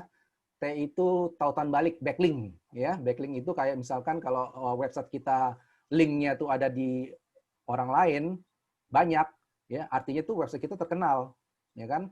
Terus kemudian P-nya itu adalah pengunjung. Nah, tiga elemen ini kalau idealnya banyak dan berkualitas. Itu konsepnya ya. Nah, sekarang bagaimana bikin konten yang banyak dan berkualitas, bagaimana bikin pengunjung yang banyak dan berkualitas, bagaimana bikin backlink yang banyak dan berkualitas, ya itu sesi tersendiri lagi. Itu panjang lagi ilmunya ya. Nah, jadi kalau ini nunggu videonya Mas Fadil aja nanti diupload gitu ya. Nah, kemudian dari Fikar ya. buyer persona itu semacam metode untuk menemukan target market, cara bikinnya target bisnis. Nah, jadi kalau buyer persona itu bisa awalnya dari pengalaman, misalkan dari Fikar gitu kan, misalkan jualan tadi yang saya contohkan sepeda lipat. Nah, biasanya kan konvensional tuh, ya. Konvensional, terus kita dapat tuh pelanggan yang beli. Pelanggan yang beli itu ada 100 nih. Nah, mungkin dari situ 100 itu yang kita bikin buyer persona. Misalkan satu, oh ternyata yang beli dari saya tuh rata-rata orang Jakarta Selatan. Tuh, ya kan orang Jakarta Selatan, dapat tuh polanya. Oh ternyata dari 100 itu yang beli itu rata-rata yang punya anak cowok, misalkan ya 2 dapat. Yang ketiga adalah oh ternyata yang beli sama saya itu yang hobi berenang juga, karena rata-rata hobi berenang. Nanti dapatlah beberapa buyer persona. Jadi ntar bisa ngeliat lah di Google apa sih customer persona, field-nya apa aja sih yang harus diisi. Nah, kalau semuanya sudah udah ketemu polanya, nah disitulah kita taruh tuh ya taruh semua customer persona itu, buyer persona itu ke big datanya Facebook untuk biar si Facebook nyari yang mirip dengan buyer persona kita, yang mirip-mirip dengan perilaku mereka. Nah, diharapkan conversion-nya itu akan lebih gampang terjadi karena kan mereka mirip-mirip. Nah, itu sebenarnya konsepnya dari Fikar gitu. Ya, dan ini memang pekerjaan yang paling, tapi kalau udah datanya sih lebih enak nih, ya. Apalagi kalau datanya udah offline ya, udah enak karena dia kan udah beli. Jadi udah beli udah gampang, kita tinggal nanya-nanya aja. Nah, yang masalahnya kadang-kadang kita harus interview si orang tersebut, ya. Tapi jangan interview kayak diinvestigasi itu, dia jangan merasa diintimidasi gitu. Ngobrol aja. "Woi, Pak, gimana anaknya? Woi, Bapak sering main kemana aja hari Minggu?" Nah, kayak gitu loh. Ya, dari situ padahal kita lagi integrasi tuh, kita dapat namanya kita dapat hobinya dapat, terus kemudian kira-kira Bapak nggak suka orang kayak gimana sih? Misalkan gini. Nah, di situ kita bisa tahu gitu. Nah, kita juga sama. Jadi kayak misalkan di Baba Studio kita walaupun sampai sekarang tuh masih nanya, misalkan kamu tuh milih Baba Studio tuh kenapa sih? Ya kan? Terus kemudian anaknya berapa, keluarganya berapa, itu kita catat semua di situ ya. Nah, dari situ kita masuk tuh ke big datanya Facebook, ke big datanya Google. Nah, di situ kita dapat orang-orang yang sama dengan buyer kita. Kira-kira gitu ya, Mas Fikar ya. Boleh nanya nggak, Mas? Oke, silakan Mas. Jadi begini, misalkan kalau berarti buyer persona itu kan menurut Mazi bisa dicari dari customer kita yang ada. Yes, itu Nah, awalnya. kan ya, jadi saya tuh punya dua habit, dua tipe customer, Mas. Ada customer yang memang saya dapatkan di offline, dan memang ada yang di offline. Nah, berarti itu nggak bisa saya gabung dong, Mas. Karena bener ya? Betul. Karena dua orang ini kan habit pakai gadgetnya juga enggak. Jadi saya mesti bikin buyer personanya di customer saya yang pakai offline sama offline, saya pisahin gitu ya berarti ya? Pisahin. Jadi misalkan dari 100 nih, ternyata dari 100 ternyata ada dibagi, ternyata 100 itu ada 3 persona yang berbeda. Nah, itu kan kita kan mau nentuin pola, ya kan? Karena mesin Facebook sama mesinnya Google itu dia bekerja berdasarkan pola. Jadi kita harus buat polanya, algoritmanya. Sehingga pada saat dia masukin ke data, udah si polanya itu. Ya mesin harus kita bantu, Mas. Kita bantu. Kalau dia ngasih data acak-acakan nggak bisa.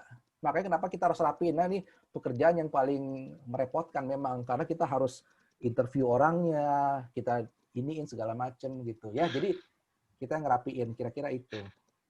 Berarti Mas, kalau misalnya saya mau main ads misalnya nih ya, berarti buyer persona itu bisa saya lakukan dengan cara testing dong ya? Testing juga bisa, benar. Survei gitu kan. Jadi kalau misalkan belum survei tapi berhadiah misalkan, ya kan? Jadi dia ngasih yang misalkan sejujurnya gitu kan. Nah, jadi misalkan kayak itu bisa survei atau ya itu dengan cara yang tadi itu yang saya tunjukkan di Facebook itu, ya kan? Kita coba aja ambil datanya satu-satu gitu. Makanya kadang-kadang orang suka survei itu gara-gara gitu. Ya kan? Untuk bikin customer persona gitu. Oke. Thank you, Mas. Yes, sama. Apa nih? Mas Ji. Oh yes. Kalau untuk bisnis B2B dengan B2C itu sama nggak? Ini maksudnya treatment marketingnya. Karena pengalaman saya beda banget nih. Saya branding B2B dengan B2C. Ya kan, bisnis to customer dengan bisnis to bisnis gitu. produk saya ada yang digunakan perusahaan dan ada yang digunakan personal. Nah, untuk membuat persona customer untuk bisnis itu sama nggak dengan persona customer yang dibuat untuk produk customer sendiri? Iya, iya. Ya memang kalau B2B ini memang agak sedikit beda karena B2B itu kepercayaannya itu lebih tinggi dibanding dengan B2C gitu kan. Jadi oleh karena itu B2B itu biasanya kita ngundang dia datang aja. Jadi istilahnya tuh apa namanya, silakan kalau misalkan ya kalau B2B itu lebih kepada misalkan orang yang mau nyari jadi supplier ya, jadi apa distributor ya, gitu kan. Jadi B2B itu tidak aktif di medsos, lebih aktif di Google. Ya pokoknya kalau awareness mah bisa di mana aja sih Mas gitu. Jadi awareness itu kan istilahnya kita memang kita promonya untuk siapa aja sebenarnya gitu, untuk siapa aja. Nah tapi tujuannya adalah untuk kita memang ngundang mereka sebenarnya, ngundang karena kan trust-nya kan tinggi ini. Dia kalau bisa tuh ngundang Zoom kayak misalkan ngadain seminar biasanya gitu. Ya kan? Seminar tentang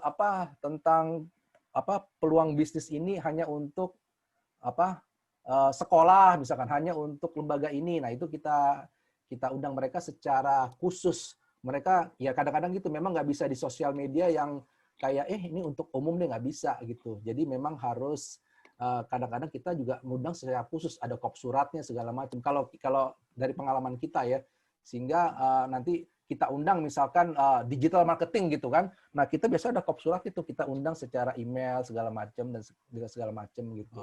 Nah, datanya dari mana ya? Datanya ada yang dari kenalan atau kita minta dari kenalan kita. Nah, itu kadang-kadang memang jalur-jalur kayak gitu B2B itu memang harus banyak jaringan, Mas.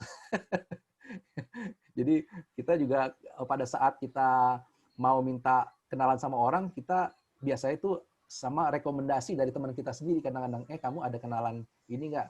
Nah terus kemudian kita masuk ke situ. Jadi B2B itu memang nggak bisa kayak retail gitu customer. Tapi kalau sekali dapat, wah itu enak gitu.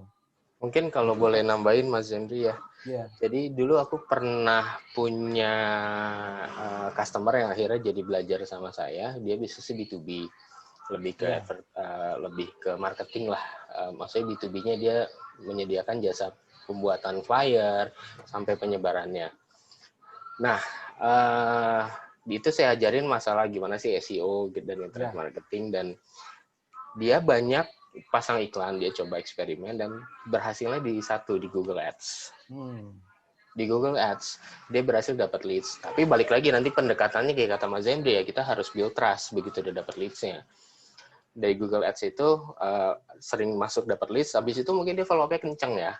Kenceng, follow up, langsung telepon, build trust, dan atur meeting, ketemu. Jadi leads itu hanya pintu pertama sih, Mas. Pintu pertama. Sisanya kalau B2B itu bedanya, kalau B2C kan decision maker-nya si orangnya langsung. B2B decision maker-nya ada banyak orang nih. Nah itu, tapi salah satunya adalah trust dan offer-nya yang kita harus kuat di situ, terutama servisnya. Jadi ya itu sih kalau B2B memang agak complicated, tapi bukan berarti nggak bisa lewat internet marketing, bisa juga. Dan melalui networking lebih ampuh lagi kayak kata Mas Zemri. Iya, apalagi kita join dengan komunitas yang memang ya B2B, nah itu paling cepat sih gitu. Komunitas-komunitasnya gitu. Kan banyak sekarang ya, dan mereka biasanya itu tertutup. Kira-kira betul, gitu. Betul. Oke, thank you banget Mas Zemri per materinya hari ini, udah sharing banget ke kita, pertanyaan juga teman-teman kayaknya udah terjawab ya semuanya ya. Semoga mudah-mudahan terjawab. Bang J ada tambahan nggak sama Kang Fadil? Kalau untuk tambahan sih banyak nih Kang. Lu kalau nanya tambahan sama gue banyak. Enggak sih, mungkin sedikit. Tadi juga ada yang bisa gue ambil dari pengalaman pribadi aja ya. Terkait dengan yang tadi ditanyain sama Bro Prabowo nih.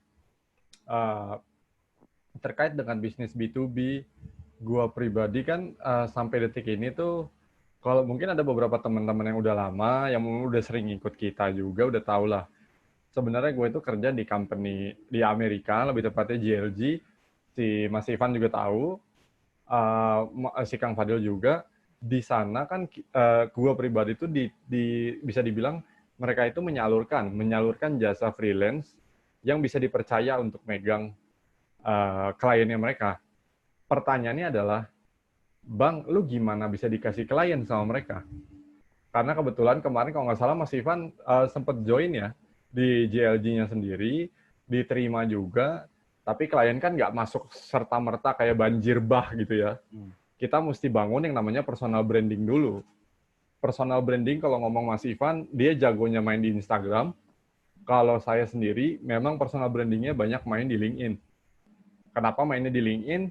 Kalau misalkan, kan tadi kan dari Mas Z kan tadi ngomong, kita yang bentuk persona buyer itu kita sendiri yang bentuk. Karena kenapa Mas Ivan mainnya di Instagram? Ya mungkin secara apa ya bisa dibilang secara desain dia juga bagus. Dia dekat sama orang-orang di Instagram segala macam. Kalau saya pribadi kenapa nyasarnya ke LinkedIn? Yang mana LinkedIn itu ya bisa dibilang pasarnya B2B lah ya. Karena saya pribadi dari 2011 lebih tepatnya kerja itu sampai detik ini selalu dapat klien ataupun perusahaan yang hire saya dari LinkedIn. Kenapa kok bisa dilirik, bahasa gampangnya kan gitu, kok bisa dilirik sementara ada orang main LinkedIn bertahun-tahun, ya bahasa kasarnya mah main LinkedIn bertahun-tahun sampai budak nggak dapat kerjaan. Ada yang begitu, ada yang nggak dapat bisnisnya juga. Nah, caranya itu yang saya bangun adalah personal brandingnya dulu. Contoh, di sini kemarin juga ada beberapa teman-teman yang datang malam hari ini karena pernah ngelihat saya kemarin ngisi acara di PGS kemarin lebih tepatnya. Mereka datang karena mereka tahu, oh ada saya, itu poin pertama. Kenapa saya bisa dipakai sama pihaknya PGS? Karena mereka ngelihat, oh LinkedIn ini orang lengkap banget, segala macam. Nah, ketiga, kan ada yang namanya testimoni ya. Ada testimoni dari company A, B, C, D, soal saya, itu baik. Habitnya jadi orang tuh dari rekomendasi-rekomendasi orang, itu membentuk persona bayarnya kita. Oh, kalau mau nyari target Southeast Asia, ngomongin mobile gaming, ngomongin media, nih anak sosmednya bagus nih, coba hire Kevin Janando. As simple as that sih, Mas. Karena kalau aku pribadi ya, bilang gampang itu karena kita udah tahu polanya. Bener kata Mas Z tadi di awal, sebelum kita ketemu polanya, jangan berharap mudah. Tapi once polanya kita udah bisa, insya Allah mah jalan selalu ada kok, Mas. Jujur aja sampai detik ini, bahkan kemarin abis dicolek-colek sama Grab sama Gojek nih, suruh jadi join timnya mereka, cuman saya sendiri nolak sih. Gitu. Mungkin tambahannya itu sih, Mas Ivan. Saya juga ditawarin, Mas, tapi jadi tukang ojek ya. Ya, kampret lu, mah. Kalau Masnya di bidang apa itu? Kalau aku sendiri kan memang dari 2011 itu memang di social media optimization awalnya. 2014 atau 15 baru main ke marketing ya kan. Jadi kan kalau ngomongin sosial media itu, kenapa kita mesti optimization dulu? Gampangnya gini, optimization itu yang tidak bayarnya. Kita cuma bikin konten, kita upload bolak-balik, kita tanpa ngeluarin duit sepeser pun ke orang, atau ke Google, atau ke Facebook. Nah, ketika saya ngerasa, oh, kayaknya optimization saya udah lumayan mumpuni lah. Saya coba upscale skill saya, mainlah ke marketing, belajar Google Ads, belajar Facebook Ads. Bahkan yang kemarin terakhir baru ketemu main Tinder Ads ya, Mas? Mas Ivan. Oh iya, dia spesialisasi Tinder Ads tuh. Kampret. Jadi berawal dari customer tetap sebenarnya. Cari jodoh di Tinder Ads dia. Makanya Bang J, tofu-mofu-mofunya itu diatur. Cuman intinya sih... Tapi Mas, perusahaan Indonesia ya, yang beralih ke medsos tuh sekarang banyak nggak sih? Ke Instagram, ke perusahaan besar loh ya. Kebetulan ya. Punya data nggak? Punya data bahwa ini ditanya data, kemarin harusnya datang nih. Ntar saya share deh. Bentuk link lagi. PPT saya share ke Mas Prabowo. Saya ada data terupdate, tapi update-nya cuma Juli ya. Nggak bisa lebih soalnya, nggak bisa lebih. 2020 apa 2019? Mungkin gini Mas Prabowo, Kayaknya kan panjang nih pertanyaannya. Boleh monggo lanjut ke grup tele kita. Grup tele. Mas Bro udah join di grup Telegram kita? Belum. Nah, nanti masuk link bio, nanti bisa ngobrol lagi lanjut sama Bang J di situ. Di-share di situ aja Bang J biar sekalian bisa lihat ya. Bang J share di Telegram dong. Apa? Share di Telegram. Kalau buat lu bayar, Kar. Sebenarnya kalau perusahaan-perusahaan besar udah kelihatan sih diekspor juga sih. Betul. Kayak Indofood, kayak Ultra, Unilever dan lainnya udah ada di Instagram juga gitu. Ada, tapi untuk marketing mereka gitu. Tapi untuk purchasing itu biasanya tertutup banget gitu. Oh iya, itu masih. Kalau ditanya datanya ada, Mas. Ini aku sedikit bongkar dapur ya. Kalau ditanya datanya ada.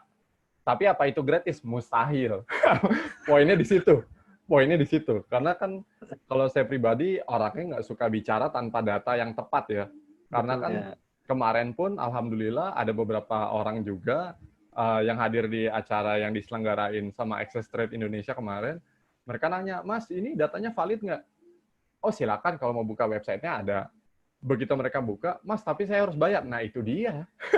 Saya cuma bilang, nah itu dia. Saya keluarin datanya, makanya ngapain ngeliat ke situ. Gitu sih, Mas. Oke, Mas. Makasih, Mas. Nanti kita bayar nih, Bang J. Ya, kalau bayar ke Bang J.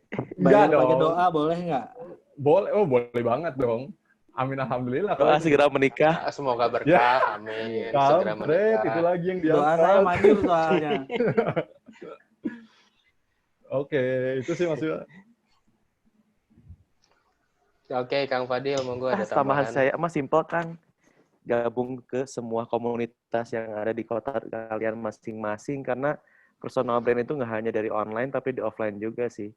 Itu sih kalau menurut gua karena ya top level marketing masih ada di WOM, word of mouth yang paling efektif ya di offline. Selain di online tuh di offline gitu. Itu aja sih dari saya Kang. Betul. Memang kayak saya sendiri orangnya jarang suka main komunitas. Jarang. Tapi tiba-tiba di sini saya baru sadar, oh pentingnya komunitas, pentingnya teman-teman, pentingnya personal branding. Itu makanya akhirnya tiba-tiba saya masuk ke komunitas ini, terus bikin lagi Tribinar gitu kan. Lama-lama kan, lama-lama istri saya bingung, kok lu mainnya komunitas mulu deh, perasaan dulu boro-boro mau gabung. Karena saya sadar gitu networking itu dan ini banget. Dari Andre juga benar, jangan sampai salah ngebangun personal branding kita di komunitas itu. Intinya bangun trust. Ini materinya banyak banget ya udah orang nggak percaya gitu. Sebagus sebanyak apapun follower kamu ya percuma gitu kalau trustnya jelek mah. Iya betul banget. Tapi mungkin tadi kan Mas Zebri ngebahas masalah ukuran ya, ukuran dalam target di digital marketing kita. Ukuran sih balik lagi boleh macam-macam, tapi saran saya di sosial media jangan jadikan follower itu sebagai ukuran. Betul. Karena kualitas follower itu sesuatu hal yang beda loh dengan quantity followernya. Karena banyak sekali sekarang tuh follow, makanya kenapa saya gitu ya, termasuk yang paling ngegas ya, paling apa ya istilahnya tuh, yang paling emosi ketika ngelihat orang yang sok-sokan ngaku digital marketing. Kayak gini deh, dia tuh ngupload doang di salah satu UKM, ngupload gitu ya. Bikin caption pun nggak di-reset dulu, hashtag juga nggak di-reset. Terus udah ngaku-ngaku saya kerja digital marketing di UKM A. Saya ketawa dong, itu bukan digital marketing kalau cuman upload doang, nggak bikin konten ya, cuman upload doang nih, upload foto produk doang loh, nggak bikin konten yang menarik, ya itu bukan digital marketing gitu. Digital marketing itu harus spesifik gitu, teman-teman. Jadi intinya kenapa kita bikin ini tuh, termasuk saya pribadi yang paling apa ya, intinya paling membara gitu, paling membara itu karena saya nggak mau kalian tuh terjun ke jurang yang salah gitu, maksudnya kurang tepat lah gitu ya. Jangan lihat dari follower gitu, karena apapun juga lihatnya jadi dari engagement, dari kapasitasnya dia. Percuma kita followernya banyak, saya followernya banyak nih, tapi saya nggak bisa ngedelivery ketika ada orang yang minta bantuan ke saya untuk nge-endorse atau paid promo, tapi saya nggak bisa ngedelivery produknya dia ke follower saya gitu, percuma gitu, intinya gitu sih. Ya, jadi ada beberapa sih yang bisa jadikan ukuran selain follower. Kalau kayak kata Mas Zemri di website pun, traffic kita bisa jadikan acuan juga, interaksinya, bounce rate atau sessionnya juga bisa kita ukur juga. Jadi follower itu pencitraan. Kalau kata Mas Zebra tadi pencitraan. Jadi kenapa kita belajar internet marketing roadmap itu karena kita mau teman-teman tuh tahu luas banget sih dunia internet marketing itu. Bahkan bukan cuma terbatas sosial media Instagram, dan ada di luar dari itu tuh luas banget. Jadi dan bukannya saya nggak percaya, tapi saya percaya 100% kalau internet marketing ini masih akan berkembang lagi ke depannya dan masih akan ampuh untuk mungkin 10 tahun ke depan. Mungkin saya masih bilang iya, tapi kita nggak tahu perkembangan ke depannya ya, Mas Zemri ya. Betul. Karena dunia internet marketing ini cepat banget berkembangnya. Betul. Saya sendiri belajar dari seorang yang geek, mungkin suka komputer. Mungkin Mas Fadil juga, Bang J juga, kita semua background-nya IT. Iya. Tapi begitu terjun ke sini, kita dipaksa harus belajar namanya marketing. Itu. Karena internet dan social media ada technical staff-nya, tapi ada juga marketing staff-nya. Kayak kata Mas Zemri bilang, ada upselling, gimana jadi copywriting, itu sisi marketingnya. Seorang geek tiba-tiba suruh belajar marketing, yang harusnya nggak bisa jualan. Tapi rata-rata sekarang orang yang geek malah yang bisa jualan. Tapi bukan face-to-face. Karena kita terbiasa melakukan namanya internet marketing yang which is bagus untuk jualan massal. Dan mau B2B bagus, mau B2C bagus. Aku udah ngeliat ada banyak growth company yang memang via B2B, via internet marketing itu lumayan cakep growth-nya juga. Jadi silakan gali terus informasi, belajar banyak. Di grup pun mungkin bisa. Sama Mas Zemri juga bisa. Di-follow juga ya Mas Zemri IG-nya di @zembrineo ya Mas ya? Iya. Iya. Oke, mungkin itu dari kita. Terima kasih Mas Zemri yang sudah meluangkan waktunya untuk datang ke sini. Terima kasih Kang Mas Zemri. Berbagi dengan kita. Terima kasih juga teman-teman yang udah hadir. Terima kasih juga buat semua pertanyaannya. Sesi terakhir seperti biasa, tolong nyalakan videonya, kita ambil foto dulu yuk. Oke. Kalau banci kamera depan. Kalau banci kamera duluan. Selalu paling depan. Siapa banci kamera? Itu ada copetong tuh. Copetong siapa? Ini nggak ngerti copetong, bro. Gue udah bilang copetong dia kagak tahu. Itu bocah Mas Andre kayaknya. Bocah tua mana bocah tua nih? Oh, si Andre. Tokopedia. Salam dari Madam Uci ya. Dia mau nikah dia. Main kasar nih. Andre mau nikah si Andre. Nanya-nanya kemarin. Ini siapa nih? Kang Fadil, Kang Bang J, siapa yang mau silakan Fadil. Bentar. Satu. Kang Fadil yang mau mencet. Aba-aba Kang, monggo Kang. Oke, 1, 2, 3. Oke, 1, 2. Sekali lagi ya. 1, 2, 3. Oke, sudah. Terima kasih semuanya udah hadir. Makasih khusus banget buat Mas Zemri yang benar-benar. Thank you Mas Zemri, thank you sharingnya. Thank you Mas Zemri. Mind blowing banget. Saya banyak tiba-tiba ya harus begini lagi. Thank you banget buat teman-teman semua juga yang udah nanya. Jangan lupa kita ketemu lagi di minggu depan di Tribinar Jumat depan setiap Jumat jam 8. Kalau misalnya mau diskusi lanjut, Bang J juga janji sharing presentasi dia masuk ke Telegram kita. Link ada di bio kita masing-masing ya. Ada di bio saya, bio Kang Fadil sama bio Bang J. Mantap. Oke, terima kasih semuanya. Selamat malam. Assalamualaikum warahmatullahi wabarakatuh. Waalaikumsalam warahmatullahi wabarakatuh. Ya.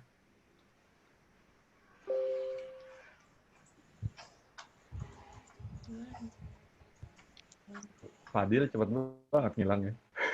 Dia udah ngilang ya? Oh, udah.